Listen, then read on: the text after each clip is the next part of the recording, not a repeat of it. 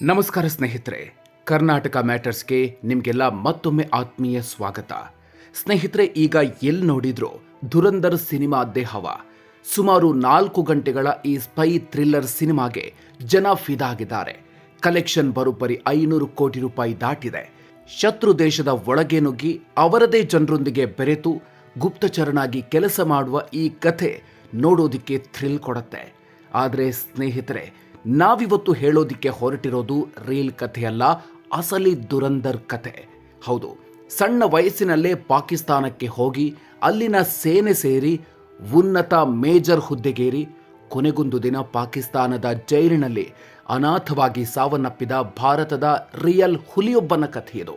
ಆತನಿಗೆ ಅಂದಿನ ಪ್ರಧಾನಿ ಇಂದಿರಾ ಗಾಂಧಿ ಅವರು ಕೊಟ್ಟಿದ್ದ ಬಿರುದು ಬ್ಲ್ಯಾಕ್ ಟೈಗರ್.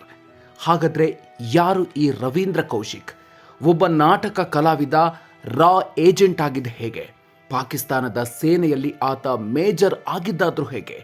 ಕೊನೆಗೆ ಪಾಕಿಸ್ತಾನಿಗಳಿಗೆ ಆತ ಸಿಕ್ಕಿಬಿದ್ದಿದ್ದು ಹೇಗೆ? ಇಂದಿನ ವಿಡಿಯೋದಲ್ಲಿ ಎದೆ ನಡುಗಿಸುವ ಈ ರಿಯಲ್ ಸ್ಟೋರಿಯ ಕಂಪ್ಲೀಟ್ ಡೀಟೇಲ್ಸ್ ನೋಡೋಣ.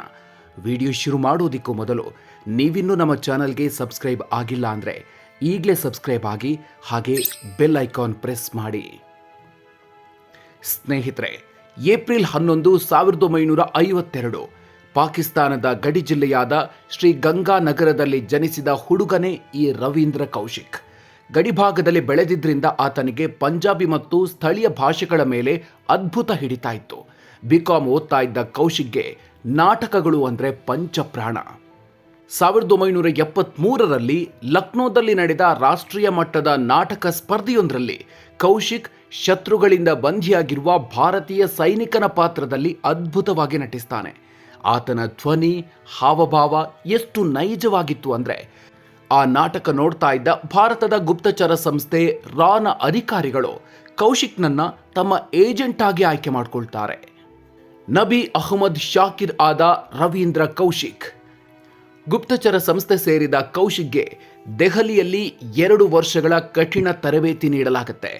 ಉರ್ದು ಭಾಷೆ, ಇಸ್ಲಾಂ ಧರ್ಮದ ಆಚರಣೆಗಳು, ಪಾಕಿಸ್ತಾನದ ಸಂಸ್ಕೃತಿ, ಭೌಗೋಳಿಕ ಪರಿಸ್ಥಿತಿಯ ಬಗ್ಗೆ ಸಂಪೂರ್ಣ ಜ್ಞಾನ ತುಂಬಲಾಗುತ್ತೆ. ಕೌಶಿಕ್ ಎಂಬ ಭಾರತೀಯನ ಕುರುಹುಗಳನ್ನೆಲ್ಲ ಅಳಿಸಿ ಹಾಕಿ ನಬಿ ಅಹ್ಮದ್ ಶಾಕಿರ್ ಎಂಬ ಹೆಸರಿನೊಂದಿಗೆ 1975ರಲ್ಲಿ ಕೇವಲ 23ನೇ ವಯಸ್ಸಿಗೆ ಆತನನ್ನ ಪಾಕಿಸ್ತಾನಕ್ಕೆ ಕಳುಹಿಸಲಾಗುತ್ತೆ. ಪಾಕಿಸ್ತಾನ ಸೇನೆಯಲ್ಲಿ ಮೇಜರ್ ಆದ ಭಾರತೀಯ. ಪಾಕಿಸ್ತಾನಕ್ಕೆ ಕಾಲಿಟ್ಟ ಕೌಶಿಕ್ ಅಲಿಯಾಸ್ ನಬಿ ಅಹ್ಮದ್ ಕರಾಚಿ ವಿಶ್ವವಿದ್ಯಾಲಯ ಸೇರ್ತಾರೆ. ಅಲ್ಲಿ ಕಾನೂನು ಪದವಿ ಪಡಿತಾರೆ. ಬಳಿಕ ಪಾಕಿಸ್ತಾನಿ ಸೇನೆಯ ಮಿಲಿಟರಿ ಅಕೌಂಟ್ಸ್ ವಿಭಾಗದಲ್ಲಿ ಕೆಲಸಕ್ಕೆ ಸೇರಿ ತನ್ನ ಅದ್ಭುತ ಬುದ್ಧಿಮತ್ತೆಯಿಂದ ಮೇಜರ್ ಹುದ್ದೆಗೇರ್ತಾರೆ. ಇಷ್ಟೇ ಅಲ್ಲ, ಪಾಕಿಸ್ತಾನಿ ಸೇನಾ ಅಧಿಕಾರಿಯೊಬ್ಬರ ಮಗಳಾದ ಅಮಾನತ್ ಎಂಬಾಕೆಯನ್ನ ಮದುವೆಯಾಗಿ 1 ಮಗುವಿಗೂ ಅಪ್ಪನಾಗ್ತಾರೆ ಈ ಏಜೆಂಟ್ ರವೀಂದ್ರ ಕೌಶಿಕ್. ಅವರು ತಮ್ಮ ಗುರುತನ ಎಷ್ಟರ ಮಟ್ಟಿಗೆ ಮುಚ್ಚಿಡ್ತಾರೆ ಅಂದರೆ ಹೆಂಡತಿಗೂ ತನ್ನ ಗಂಡ ಒಬ್ಬ ಭಾರತದ ಗೂಢಚಾರಿ ಅನ್ನೋದು ಗೊತ್ತಿರಲ್ಲ. ಇಂದಿರಾ ಗಾಂಧಿಯಿಂದ ಸಿಕ್ತು ಬ್ಲ್ಯಾಕ್ ಟೈಗರ್ ಬಿರುದು. 1979ರಿಂದ 1983ರವರೆಗೆ ರವೀಂದ್ರ ಕೌಶಿಕ್ ಪಾಕಿಸ್ತಾನದ ಸೇನೆಯ ಪ್ರತಿಯೊಂದು ಮಾಹಿತಿಯನ್ನ ಎಳೆಯಾಗಿ ಭಾರತಕ್ಕೆ ರವಾನಿಸ್ತಾರೆ. ಪಾಕ್ ಸೇನೆಯ ಚಲನವಲನಗಳು, ಅವರ ರಹಸ್ಯ ಪರಮಾಣು ಸ್ಥಾವರದ ಮಾಹಿತಿ ಸೇರಿದಂತೆ ಅನೇಕ ರಹಸ್ಯಗಳನ್ನು ಭಾರತಕ್ಕೆ ನೀಡುತ್ತಾರೆ. ಇವರು ನೀಡಿದ ಮಾಹಿತಿಯಿಂದಾಗಿ ಭಾರತ ಅನೇಕ ಸೇನಾ ಅನಾಹುತಗಳಿಂದ ಪಾರಾಗುತ್ತೆ.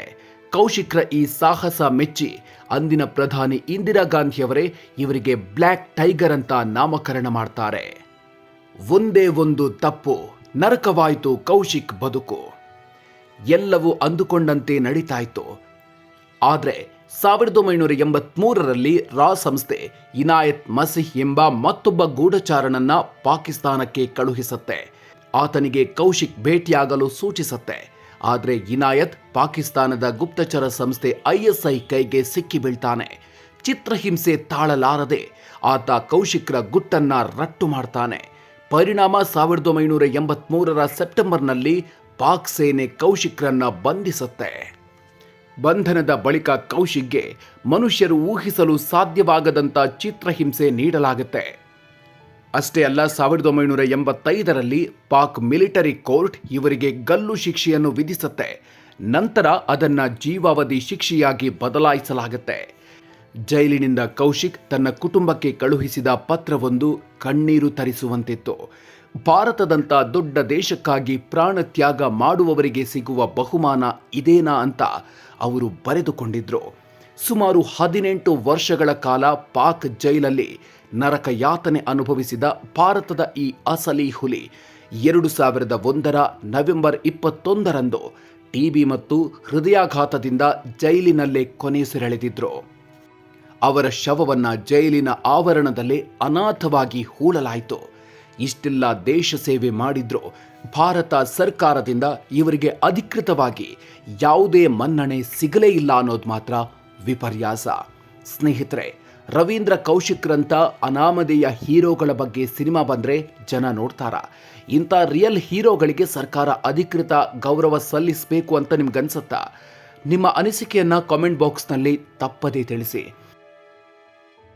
ಈ ವಿಡಿಯೋ ಇಷ್ಟ ಆಗಿದ್ರೆ ಲೈಕ್ ಮಾಡಿ, ಪ್ರತಿಯೊಬ್ಬ ಭಾರತೀಯನಿಗೂ ತಲುಪುವಂತೆ ಶೇರ್ ಮಾಡಿ. ಮುಂದಿನ ವಿಡಿಯೋದಲ್ಲಿ ಮತ್ತೊಂದು ಇಂಟ್ರೆಸ್ಟಿಂಗ್ ಸ್ಟೋರಿಯ ಜೊತೆಗೆ ಮತ್ತೆ ಸಿಗೋಣ. ಅಲ್ಲಿವರೆಗೂ ನಮಸ್ಕಾರ.